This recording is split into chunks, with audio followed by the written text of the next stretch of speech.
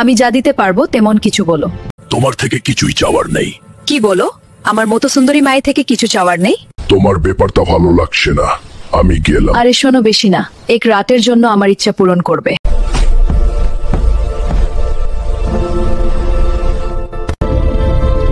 Hulk, জানো আমার husband কার সাথে পরকিয়া করে? কার সাথে? তোমার গার্লফ্রেন্ড সাদিয়ার সাথে। তুমি জানলে কি করে?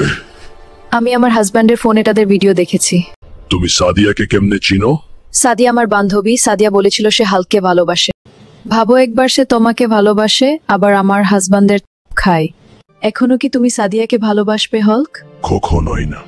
তাইলে চলো আমরা বিয়ে করি। কিন্তু তুমি তো বিবাহিত। মিথ্যা কথা, সে আমার হাজবেন্ড না, সে আমার ভাই।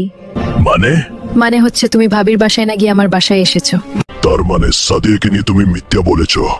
না, সত্যি বলছি। ভাইয়ের ফোনে সাদিয়া আর ভাইয়ের ওইসব দেখেছি। বুঝেছি। বুঝে থাকলে চলো আজকে বিয়ে করি।